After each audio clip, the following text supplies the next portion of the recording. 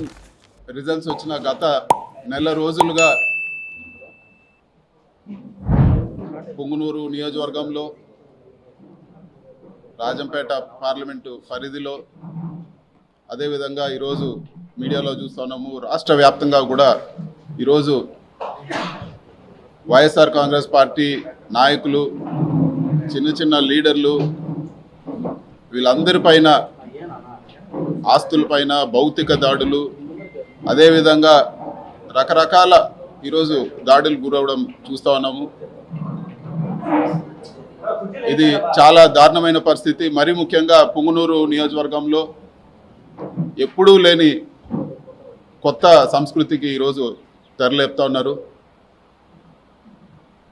జేసీబీలు ఎక్స్క్వేటర్లు తీసుకొచ్చి పేదోళ్ళు వాళ్ళు కష్టపడి వాళ్ళ జీవితాంతం సంపాదించి చిన్న చిన్న ఇల్లులు, చిన్న సింగిల్ బెడ్రూమ్ ఇల్లు, చిన్న ఇల్లులు కూడా అవన్నీ కూడా జేసీబీలతో కూల్చేయడము, వాళ్ళ ఆస్తులన్నీ కూడా ధ్వంసం చేయడము, ఎక్కడో ఫ్యాక్షన్ నియోజకవర్గాల్లో చేసినట్లు చెట్లు, మామిడి చెట్లు అన్నీ కూడా వందలాది మామిడి చెట్లు కాపుకొచ్చిన మామిడి చెట్లన్నీ కూడా నరికేయడము ఈరోజు పుంగనూరు నియోజకవర్గంలో కానీ కోడూరు నియోజకవర్గంలో కానీ ఇవన్నీ కూడా ఒక మంచి సంస్కృతి కాదని చెప్పి కూడా నేను తెలియజేస్తా ఉన్నాను. రాజకీయంగా అంటే ఏదైనా రాజకీయాలు ఎలక్షన్లప్పుడు రాజకీయంగా కొట్లాడలే కానీ చిన్న చిన్న వాళ్ళపైన వచ్చి వాళ్ళ ఆస్తులపైన ఈరోజు వాళ్ళ కుటుంబ సభ్యులపైన వాళ్ళ వెహికల్స్ కానీ లేకపోతే ఇంకా కూడా దారుణమైన విషయం ఏమంటే పుంగనూరు నియోజకవర్గంలో పేదవాళ్ళు ఆవులు మేపుకొని బతికే వాళ్ళు ఆవులు దొంగతనం చేసి తీసుకెళ్ళిపోవడము, కళ్యాణ మండపాలు కూల్చడము, ఈరోజు దారులు ఇవ్వకుండా అడ్డగించడం, ఇన్ని కూడా ఘోరంగా జరుగుతూ ఉన్నాయి. వీటన్నిటిని కూడా ఈరోజు పరామర్శించడానికి పోదామంటే కూడా ఈరోజు పోలీసుల పైన ఒత్తిడి తీసుకొచ్చి హౌస్ అరెస్టు చేయడం జరిగింది.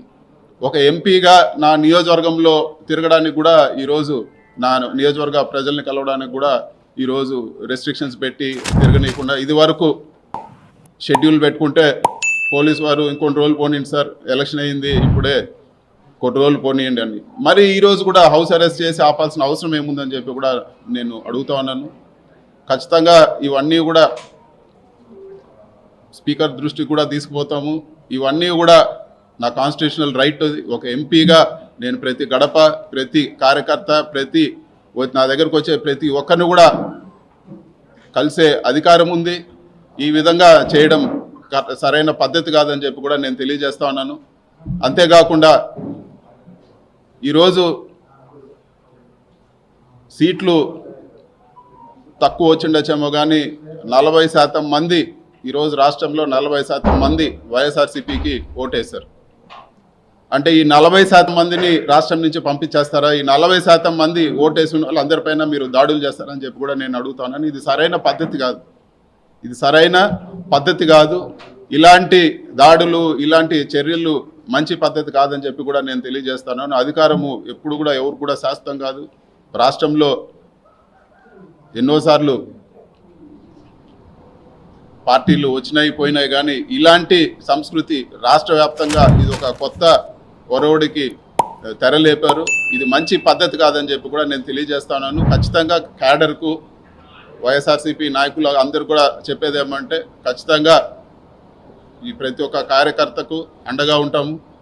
సాయశక్తుల ఏ ఇబ్బంది వచ్చినా కూడా ప్రతి ఒక్కరు కూడా అండగా ఉంటామని చెప్పి కూడా ఈరోజు మీడియా ముఖంగా నేను తెలియజేస్తున్నాను.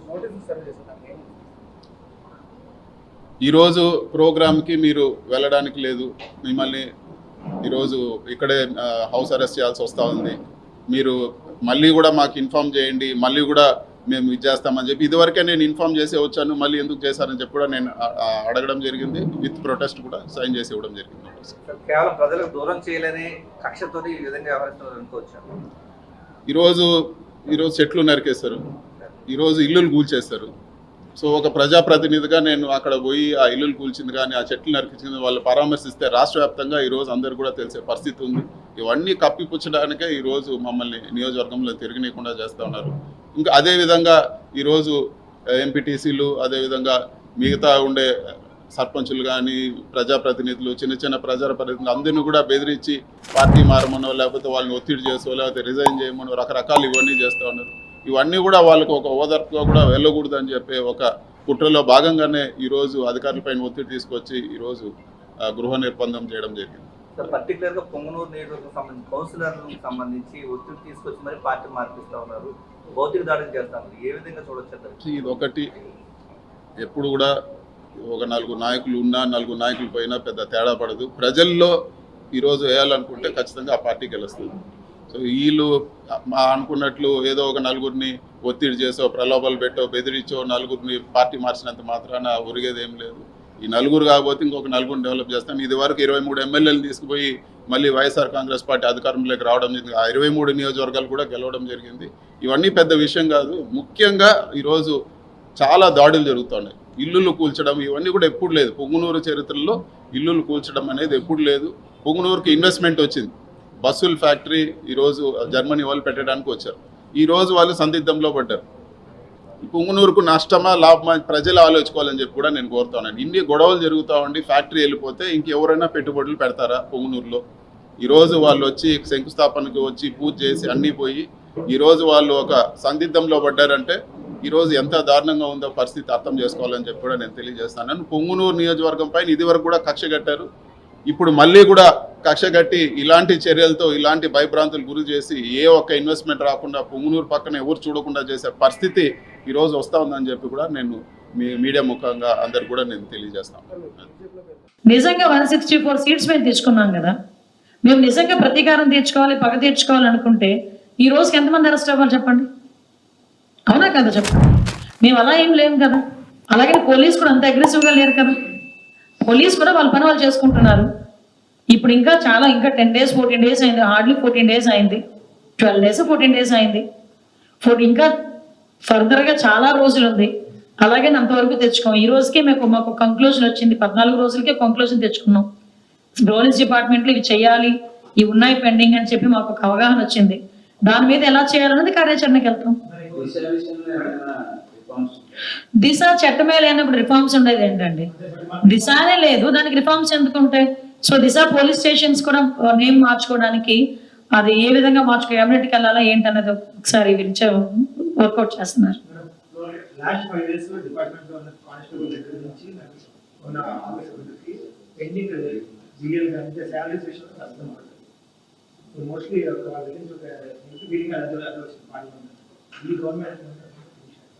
లేదు, అదే చెప్పాను కదండి, అన్ని రాసుకున్నాం. హోమ్ గార్డ్స్ దగ్గర నుంచి, ఎస్ఐల దగ్గర నుంచి, విఆర్లో ఉన్న వాళ్ళ దగ్గర నుంచి అసలు ఎంతవరకు ఫండ్ మనం రైజ్ చేసుకోగలం, ఎంతవరకు ఫండ్ ఉంది, ఇంతవరకు ఎంత డెఫిషియట్లో ఉన్నాం, వెహికల్స్ ఎన్ని కావాలి, పోలీస్ స్టేషన్స్ ఎన్ని కావాలి, ఈ ఎంత రిక్రూట్మెంట్ ఉంది, ఇంకా ఎంత వేకెన్సీస్ ఉన్నాయి, ఎన్ని వేకెన్సీస్ ఉన్నాయి అన్న ఆల్ కేటగిరీస్ అంత ఇన్డెప్త్గా వెళ్ళాం. సో మేము ఒక రిపోర్ట్ అయితే మేము రెడీ చేసుకోం. ఈ రిపోర్ట్ బేస్ చేసుకొని స్టేజెస్ వైజ్గా మాత్రం డెఫినెట్గా మేము మీట్ అవుతాం. అదే చెప్తున్నాను కదండి, ఆల్రెడీ మేమైతే ఒక రెడీ చేసుకున్నాం. ఆ రిపోర్ట్ అంతటినీ కూడా సీఎం గారి చేతిలో పెడతాం. ఒక పక్క మన స్టేట్ గవర్నమెంట్ నుంచి ఏం చేసుకోవాలన్నది స్టేట్ గవర్నమెంట్ నుంచి, at the same time central government నుంచి మనం ఏం తీసుకురావాలన్నది సెంట్రల్ గవర్నమెంట్ నుంచి.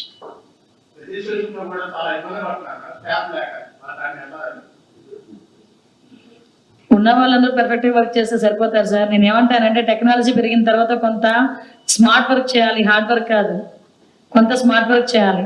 డెఫినెట్గా మీరు అన్నది నేను రిక్రూట్మెంట్ జరగడం అన్నది ఖాయం జరగాలి, నేను దానికి ఒప్పుకుంటా.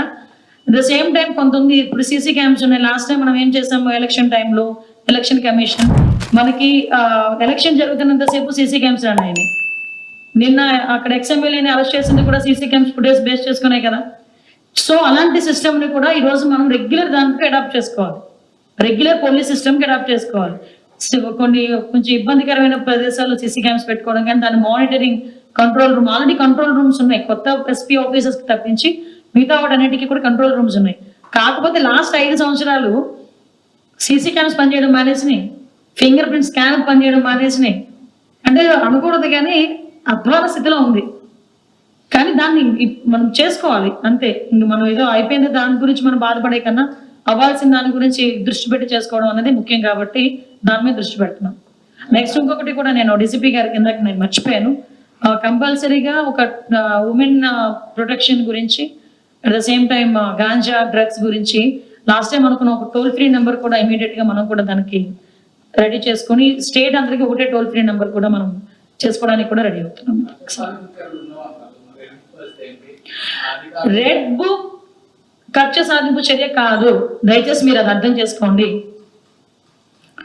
రెడ్ బుక్ అన్నది ఎవరైతే లాస్ట్ గవర్నమెంట్ లో పని చేయలేదో సక్రమంగా యాజ్ పర్ రూల్, చాలా క్లియర్ గా వినండి, యాజ్ పర్ రూల్ ఎవరైతే వర్క్ చేయలేదో, ఎవరైతే అనవసరంగా అక్రమంగా తెలుగుదేశం పార్టీ కార్యకర్తల మీద కానీ జనసేన బీజేపీ కార్యకర్తల మీద కానీ కేసులు బనాయించారో, ఇబ్బంది పెట్టారో, అది రెడ్ బుక్. కక్ష సాధింపు అన్నది మేము మొదలు పెట్టాలంటే డే ఫస్ట్ నుంచి స్టార్ట్ చేయాలి. మా అవసరం ఉండదు, కార్యకర్తలు బయటకు వచ్చేస్తారు. కానీ ఒక్కటి ఏంటంటే ఎన్డీఏ కార్యకర్తలందరూ కూడా కడుపులో ఎంత వాదున్నా ఎంత కసున్నా వాళ్ళు లాఠీ పెట్టి కొట్టిన పోలీసు ఎదురుగా కనిపిస్తున్నా కూడా కేవలం చంద్రబాబు నాయుడు గారి మాట బేస్ చేసుకొని ఆగారు. వాళ్ళు ఇది చేస్తారని నేను చెప్పట్లే, కానీ నాయకుడి మాటకి ఆ వాల్యూ ఇచ్చారు. చంద్రబాబు నాయుడు గారు కూడా ఈ రోజు ఏంటంటే రాష్ట్రం అప్పుల పాలైపోయింది. నిన్న మీరు నమ్ముతారా, సిపి ఆఫీస్ తాకట్లో ఉందండి వైజాగ్లో. నిజం, వైజాగ్ సిపి ఆఫీస్ తాకట్లో ఉంది. ఆ సిపి పరిస్థితి నేనే డబ్బులు కట్టలేదు అనుకోండి, ఏదో ఒక రోజు వచ్చి నోటీస్ అంటిస్తాడు సిపి ఆఫీస్కి. ఎక్కడికి వెళ్ళిపోతాడు సిపి పెట్టిబేడ పట్టుకొని. ఈరోజు సిచ్యువేషన్ అంత దారుణంగా ఉంది. ఈ టైంలో లాండ్ కొట్టా, ఈడిని కొట్టా, ఆడిని చంపా, ఈడిని చంపా, అది కాదు అవసరమా? ఇంత 164 సీట్స్ ఇచ్చారంటే చంద్రబాబు నాయుడు గారి మీద ఎంత నమ్మకం లేకపోతే ప్రజలు ఇస్తారు చెప్పండి? ఆ నమ్మకాన్ని నిలబెట్టుకోవడం ముఖ్యమా? సో మాకు కావాల్సింది వాళ్ళు ఒక 2% 3% ఎగిరిపడే వాళ్ళని ఎలాగోలా మీకు కూర్చోబెడతాం. ఆ సిస్టమ్ మా దగ్గర ఉంది. మిగతా 90% వాట్ ఎవరి ఏం కోరుకుంటున్నారో దాని మీద మేము పనిచేయాలి. నేను ఎగ్జాంపుల్ చెప్పా, అలాంటి మీ నంబరు సెక్యూరిటీ ఆఫీస్ తాకట్లో ఉంది, కలెక్టర్ ఆఫీస్ తాకట్లో ఉంది, సిపి ఆఫీస్ తాకట్లో ఉంది. అలాగ ఒకసారి రాష్ట్రం మొత్తం డిపార్ట్మెంట్ వాళ్ళు ఒకసారి చెక్ చేసుకుంటే ఎన్ని పోలీస్ స్టేషన్లు, ఎన్ని సిపి ఆఫీస్, ముందు ఇదైనా ఈ బిల్డింగ్ ఉందో లేదో చూడాలి, ఒకసారి తాకట్లో ఉందో లేదో. నిజమండి, ఒకసారి చెక్ చేసుకోవాలి మనం కూడా ఎప్పటికెప్పుడు.